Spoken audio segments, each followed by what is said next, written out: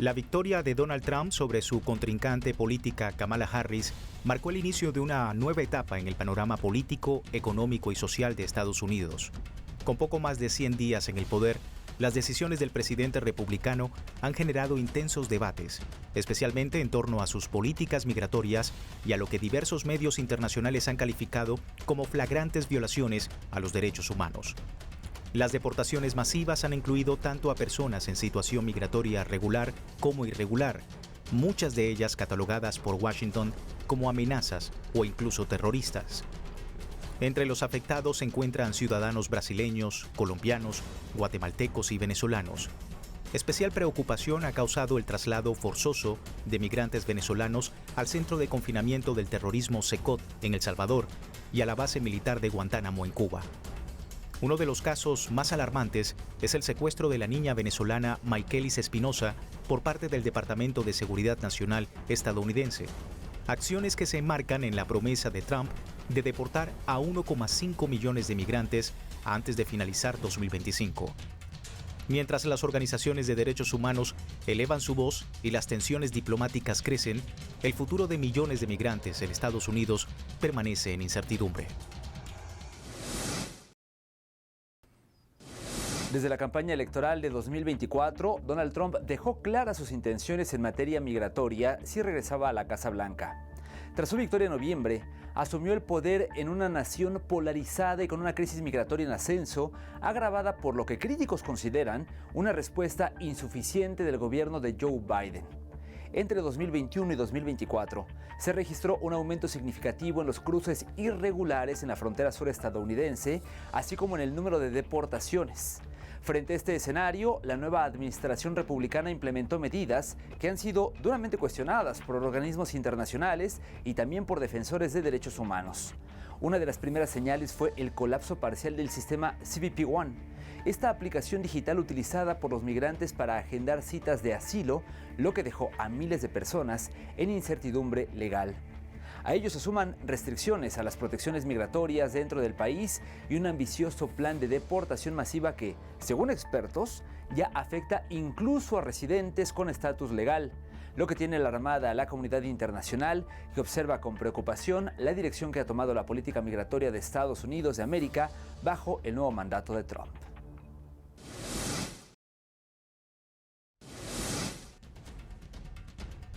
Desde el 5 de noviembre de 2024, Estados Unidos de América definió el panorama político al salir victorioso de la contienda presidencial el candidato republicano Donald Trump ante su adversaria demócrata Kamala Harris.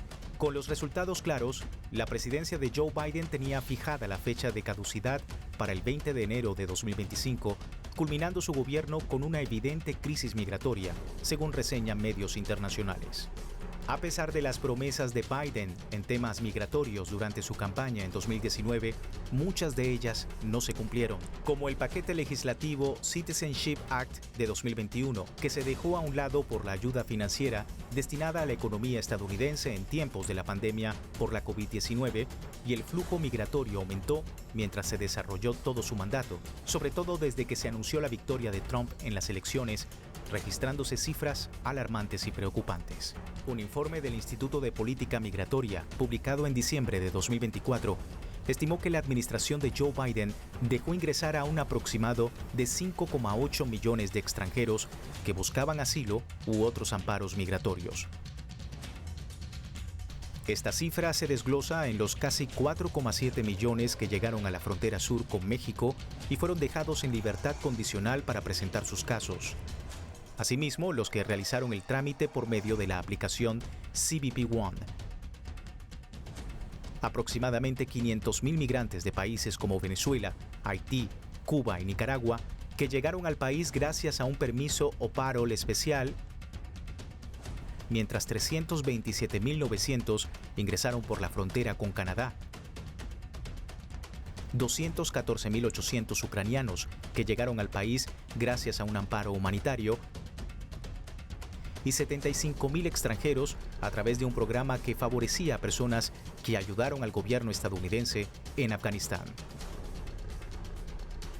Durante 2024 se recibió la mayor cantidad de refugiados en un solo año desde mediados de la década de 1990, con más de 100.000 extranjeros que ingresaron al país bajo esa categoría. Con la toma de posesión de Donald Trump, Joe Biden dejaría a su sucesor un país en situación migratoria compleja ante una alta afluencia de migrantes por medidas que no fueron efectivas. Donald Trump, en sus primeros días, inhabilitó la aplicación CBP One, un mecanismo que durante 2 años permitió a solicitantes de asilo en territorio mexicano y programar citas en los puertos de entrada fronterizos de Estados Unidos.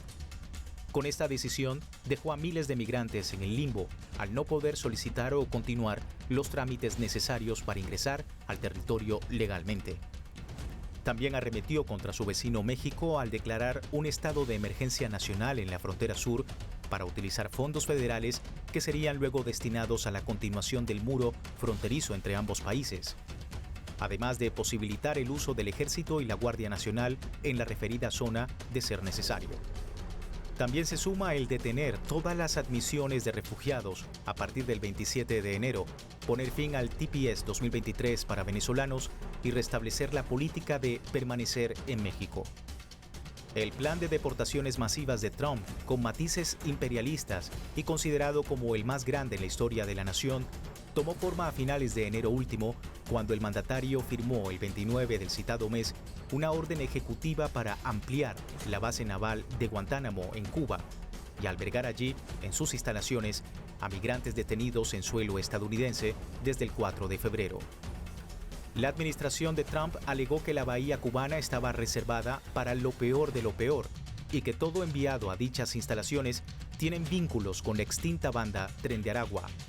Los deportados hacia esta base fueron en su mayoría venezolanos, considerándoles criminales y hasta terroristas, como alegó el secretario de Estado Marco Rubio, al expresar que estas personas eran supuestamente peores que los integrantes de Al-Qaeda. Las condiciones de las celdas en las que fueron hacinados eran deplorables, además sin notificarles su destino. Cuando nos dejaron en el lugar, cuando ya estamos así que miramos, está en una pared. Yo medio volteo así para atrás, pero está otra pared grandísima con púa y todo eso, y yo no se ve nada. Y ahí de una vez nos metieron, ya era pura puerta. Cuando yo llego así a bajar la cabeza, que veo así una alfombra, dice Guantánamo. Y nosotros, imagínate, ¿qué estamos pagando aquí? Nosotros somos inmigrantes. Ni un delincuente lo ponen así, porque el delincuente que le dan 20, 15 años, llama, tiene televisión, puede hablar con mucha gente. Los que están en las federales, le decía yo. No, pero así trabajan ellos. Este proceder de Trump creó tensiones con países de la región como Colombia, cuando el presidente Gustavo Petro rechazó los aviones militares que transportaban a colombianos al ver que iban esposados y tratados como delincuentes. La negativa del mandatario colombiano enfureció a Trump, arremetiendo contra la nación suramericana con aranceles del 25%, que aumentarían al 50% en unos días, así como una serie de sanciones financieras y bancarias, la suspensión de visas para todos los funcionarios de gobierno y personas vinculadas a ellos. El percance entre los dos gobiernos finalizó al notificarse que Colombia había aceptado recibir todos los vuelos de deportación, incluidos los aviones militares. Nosotros los sacamos a todos. Yo gané en eso, ¿saben?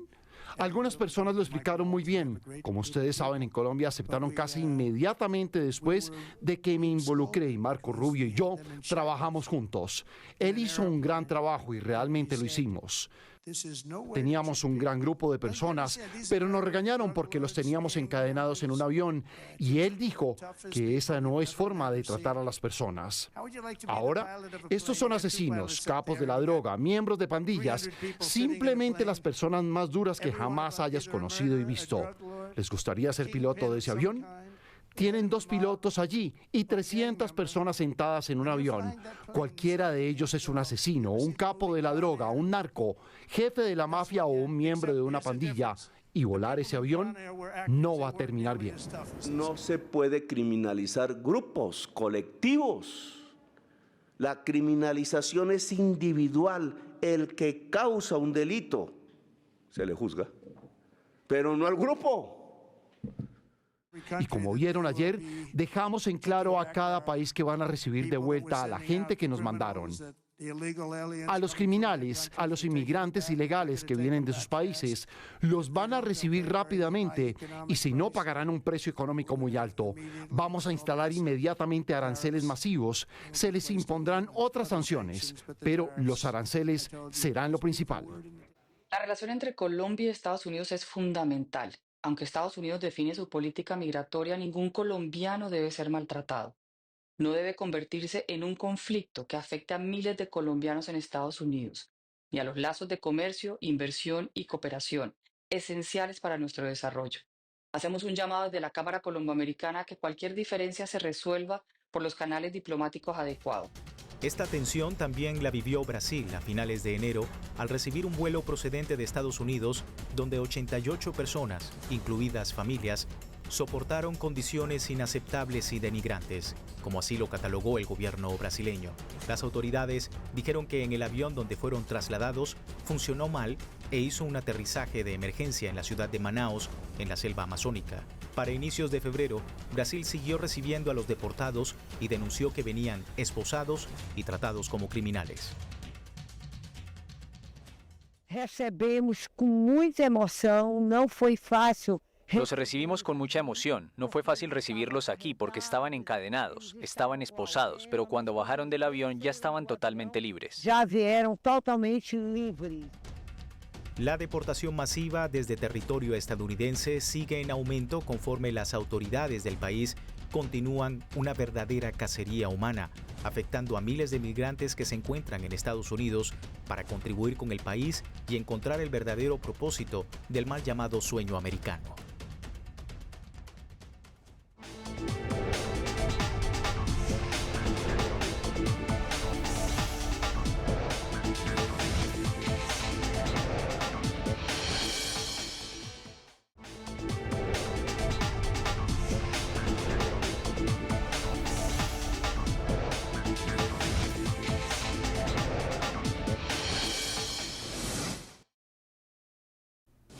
En sus primeros meses de mandato, la administración de Donald Trump ha reactivado una política migratoria agresiva que ha generado preocupación en organismos internacionales y también en gobiernos latinoamericanos.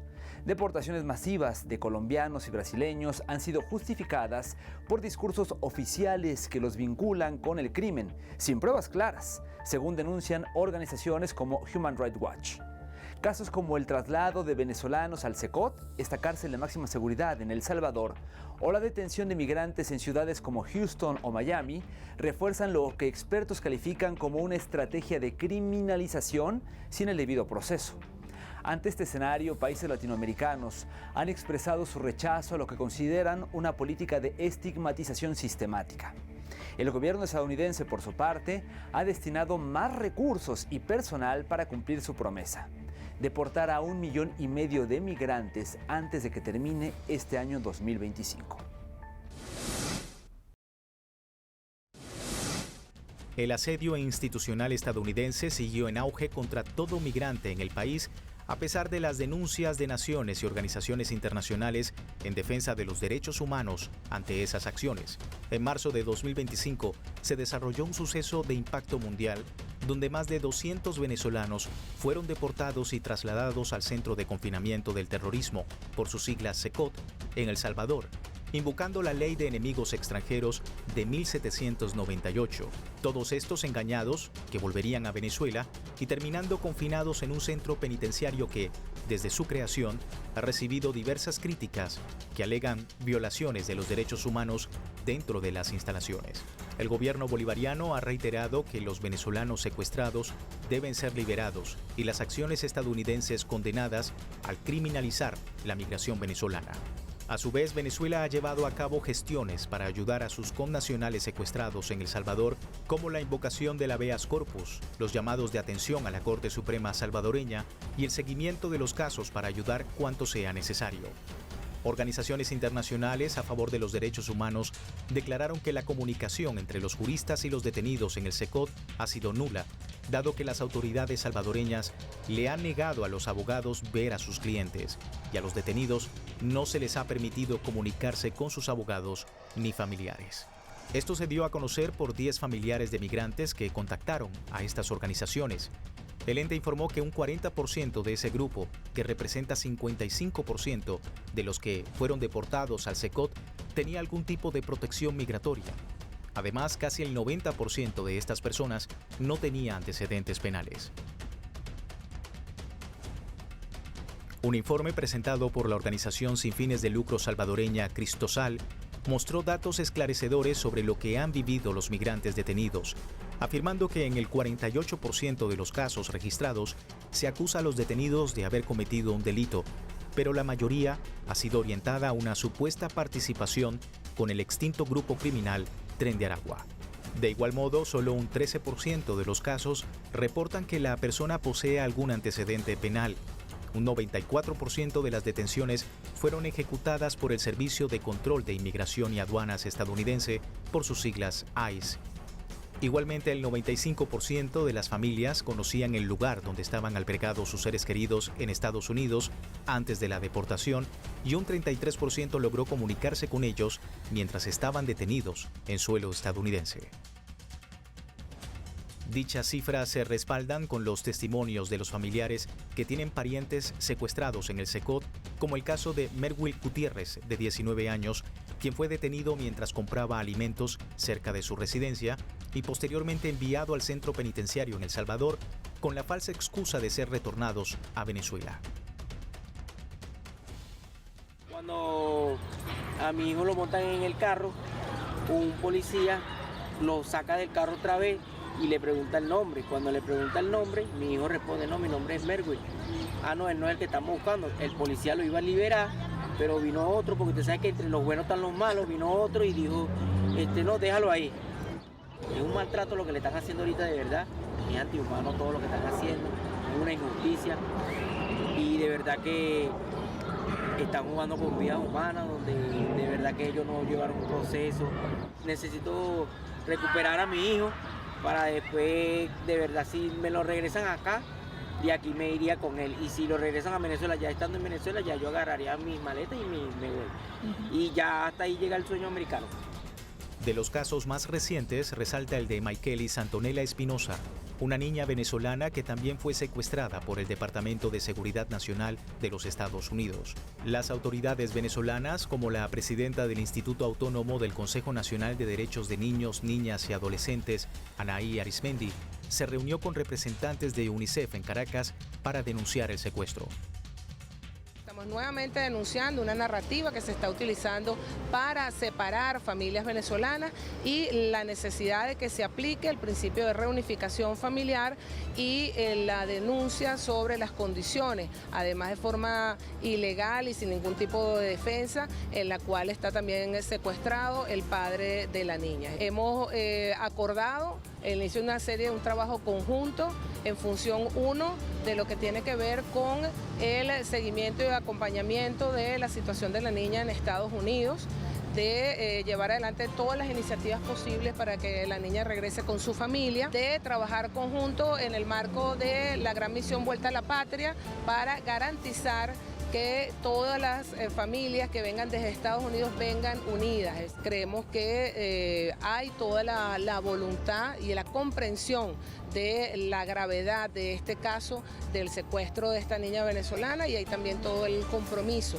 en función de que trabajemos juntos para que esta situación se solvente en el menor tiempo posible y sobre todo se garanticen los derechos humanos de los niños, niñas y adolescentes migrantes, y sobre todo los migrantes venezolanos que el Estado venezolano ha reiterado va a defender en cualquier territorio donde se encuentre.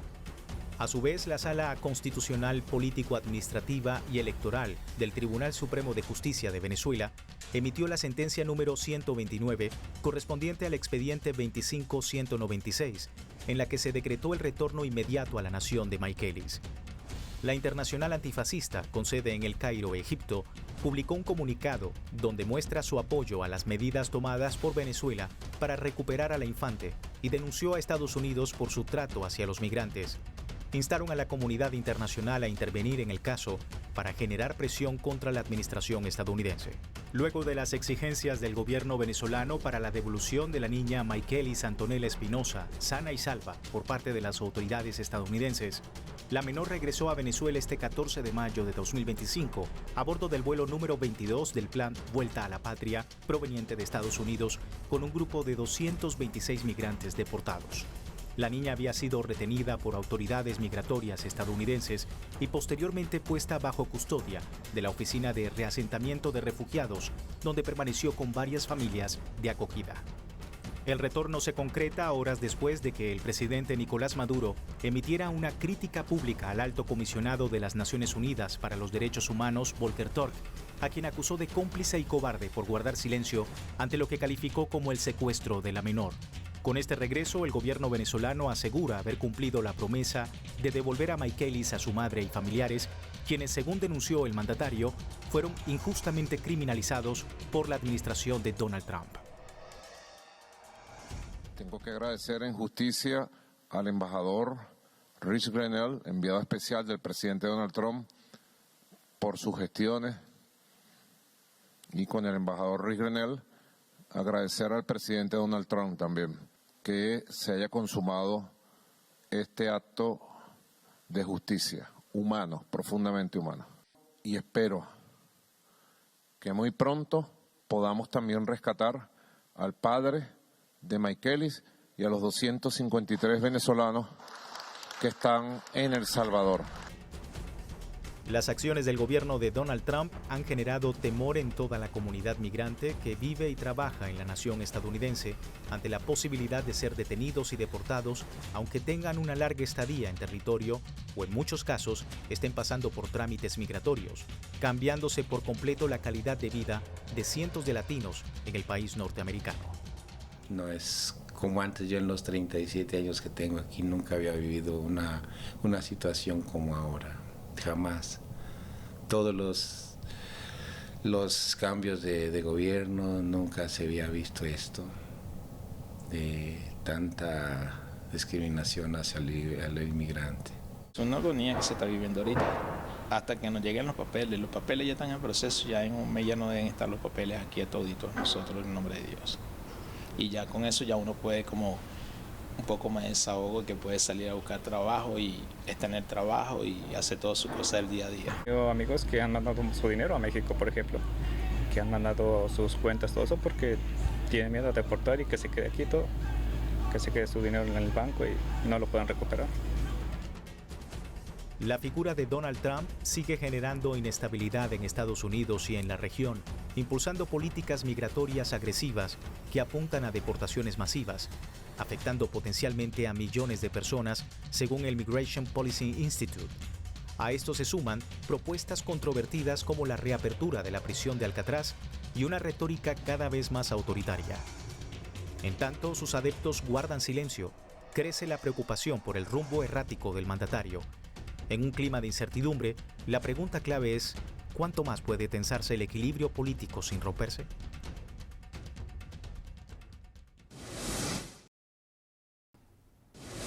Aunque aún no cumple un año en la Casa Blanca, las políticas migratorias de Donald Trump ya han dejado una huella profunda en miles de migrantes, muchos de los cuales han sido tratados como delincuentes, sin acceso a un debido proceso ni a garantías básicas. Organizaciones defensoras de derechos humanos, jueces federales e incluso gobiernos como los de Venezuela, Colombia y Brasil han expresado su rechazo ante las medidas adoptadas por Washington, señalando un retroceso preocupante en materia de derechos civiles y libertades fundamentales. En medio de crecientes tensiones diplomáticas, la gestión republicana insiste en su plan de deportación masiva, marcado por detenciones arbitrarias, traslados forzosos y discursos estigmatizantes, en un contexto que muchos consideran un reflejo del resurgimiento de políticas con tintes xenofóbicos y autoritarios. Según datos del propio Departamento de Seguridad Nacional, la meta es deportar a 1,5 millones de personas antes de finalizar el año 2025. Con esto llegamos al final de esta edición, invitándoles como siempre a seguir en sintonía de Telesur, también a acompañarnos en nuestras redes sociales y por supuesto a reencontrarnos la próxima semana en una nueva entrega de Entre Fronteras.